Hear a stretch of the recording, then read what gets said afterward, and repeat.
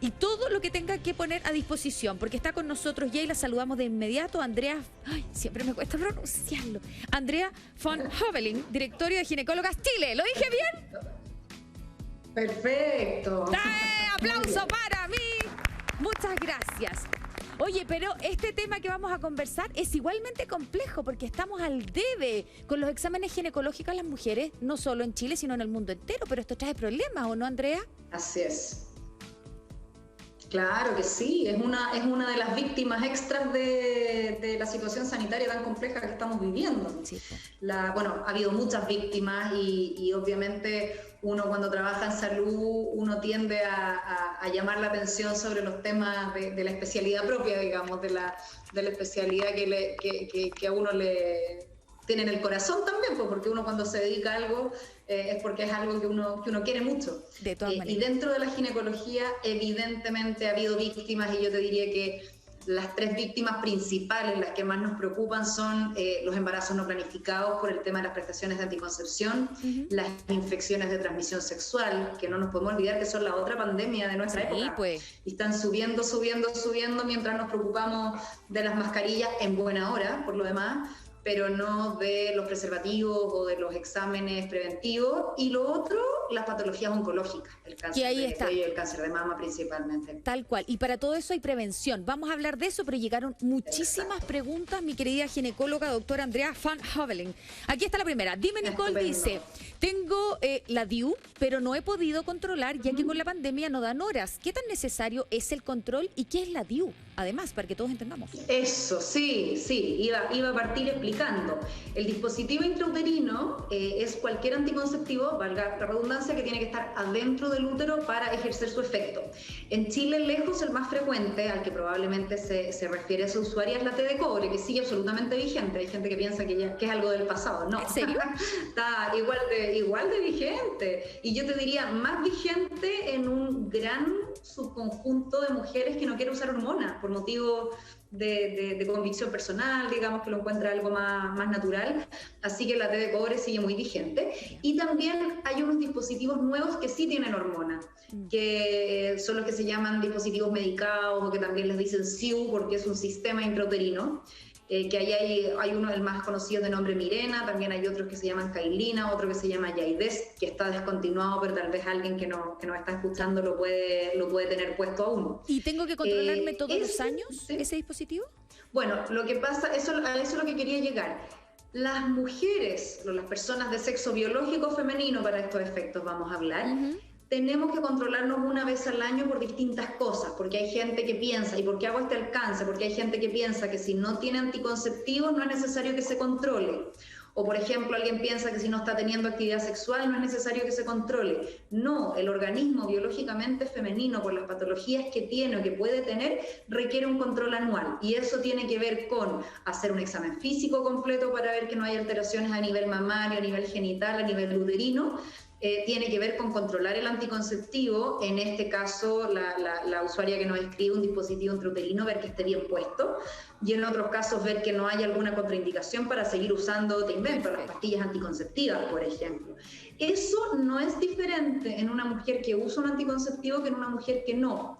Y a nuestra televidente y usuaria que nos escribe, no hay mayor problema en el sentido de que si sus controles previos estaban normales y ella no ha tenido molestias, atrasar algunos meses este control no tiene ninguna relevancia. Los controles preventivos tienen un margen de atraso que podemos tolerar.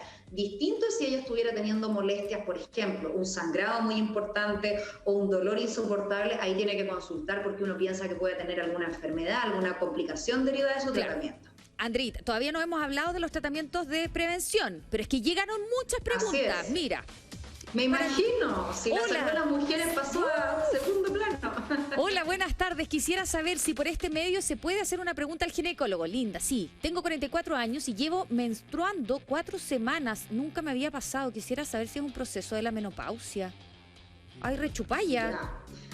Rechupalla, sí. Bueno, habría que tener más datos porque hay mujeres que pueden estar con tratamiento, los mismos anticonceptivos, que pueden hacer que haya un sangrado prolongado pero escaso.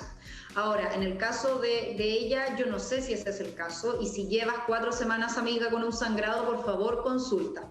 porque es ¿A necesario, urgencia? por un lado, ver de qué se trata. Espérate, voy a urgencia, voy a Mira, la matrona, voy al ginecólogo, voy al médico general. ¿Dónde voy?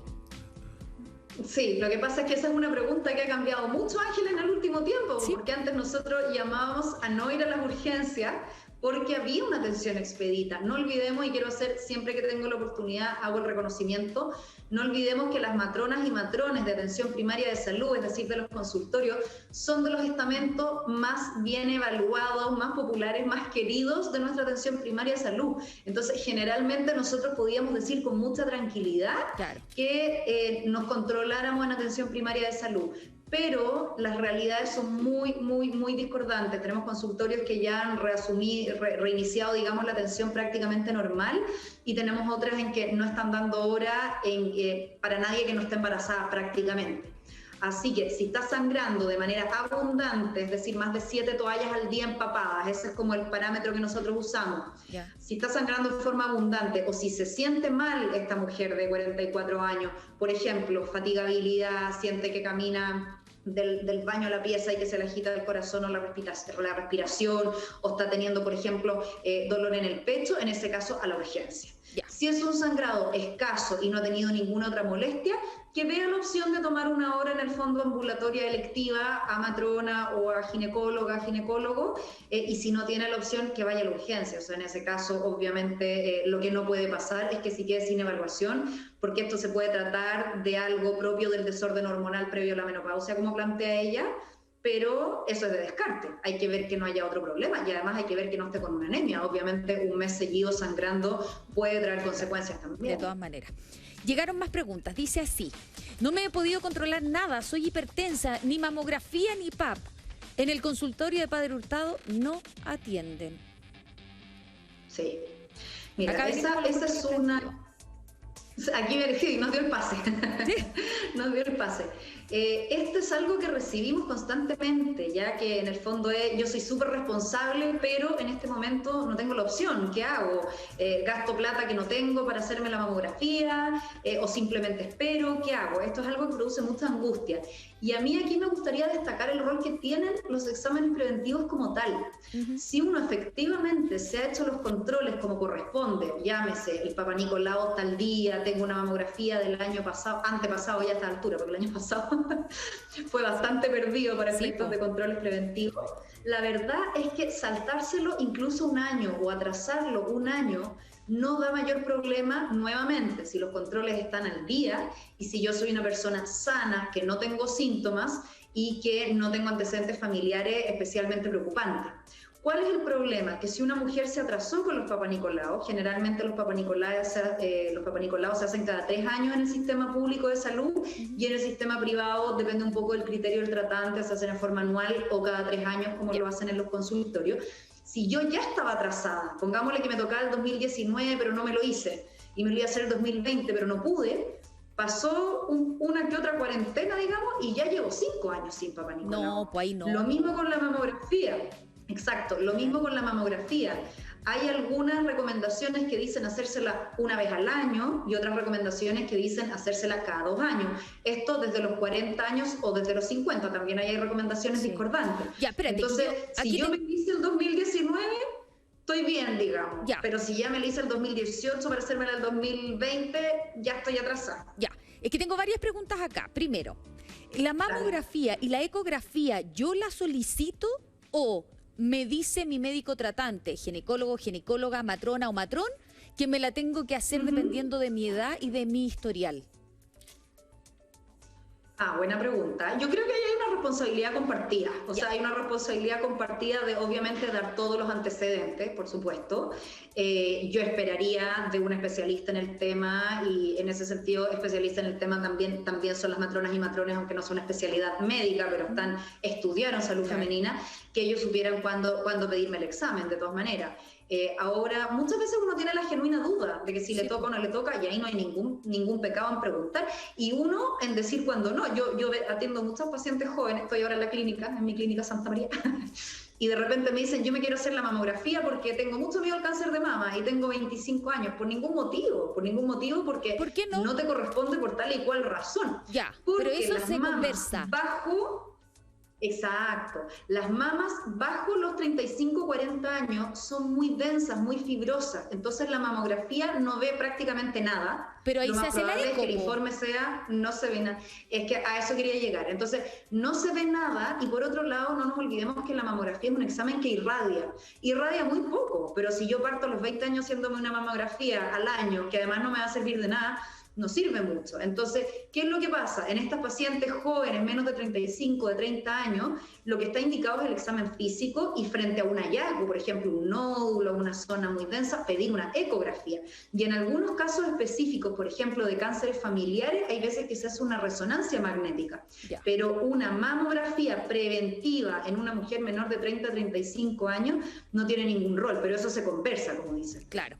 Andrea, te quiero preguntar también por el Papa Nicolau, pero antes de eso, fíjate que ha sido noticia a nivel mundial una actriz norteamericana muy popular, pero tiene 19 años y comentó a través de las redes sociales de que tiene cáncer de mama. Entonces ahí uno dice, como que se asusta, dice, pucha, ¿a cualquiera le puede pasar? Ella, bueno, ella misma, yo también leí la noticia, obviamente uno lamenta mucho estas situaciones, el cáncer siempre es una enfermedad que es desolador vivirla y en una persona extremada, porque ella no es ni siquiera joven, es extremadamente joven, es una adolescente, es muy impresionante por un lado, por lo poco frecuente que es. En el caso de ella misma lo posteó, dijo literalmente soy una en 1.000.000. Claro. Y eso es así, o sea, ver cánceres en mujeres tan jóvenes es no raro, extremadamente raro. Perfecto. Y ahí, ¿qué es lo que prima? Ahí prima, por un lado, la historia familiar. Ella no posteó, digamos, información sobre eso, pero obviamente sacar la historia familiar de los cánceres que existen en una familia. Hoy en día, por ejemplo, hay exámenes genéticos que uno se puede hacer cuando en la familia hay ciertas características. Y también, si bien el autoexamen de mama no es tan efectivo como la mamografía, y en ese sentido jamás va a reemplazar el tocarse las mamas, va a reemplazar a los controles cuando toquen, también es fundamental hacerse autoexamen y conocerse el cuerpo. Y si uno nota que algo cambia, consultar. Tía, se nos acaba el tiempo, nos quedan muchas preguntas, pero Andrea, no te puedo dejar de preguntar. El Papa Nicolau, ¿desde cuándo se empieza a hacer y cada cuánto? Ya, ahí también hay dos escuelas, en todas estas cosas siempre hay dos escuelas, así que nunca son preguntas fáciles de contestar. El ministerio lo que recomienda y lo que hace a nivel de los consultorios es que se empieza a los 25 años y se hace cada 3 años si es que el examen está absolutamente negativo.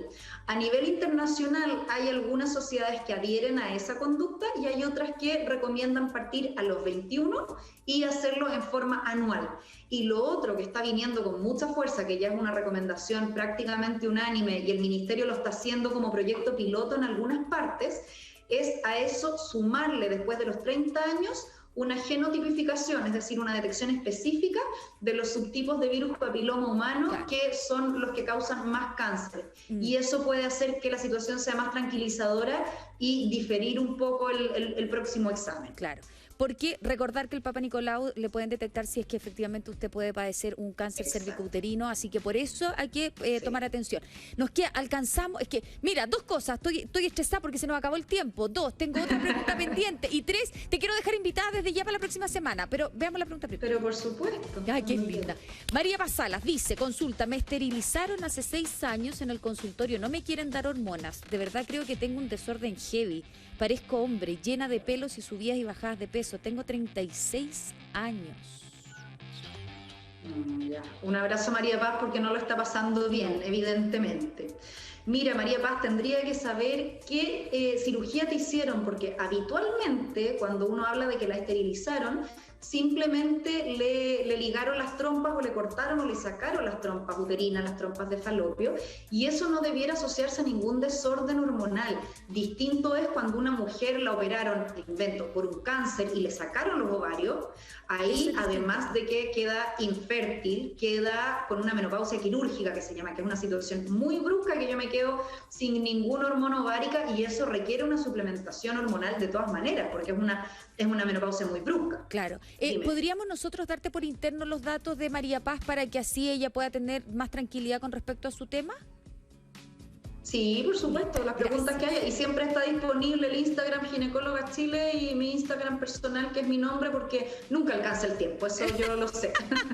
Es verdad. Oye, la próxima semana nos juntamos porque quedaron muchas preguntas pendientes. Ya, pues, listo. Encantada. Gracias, po.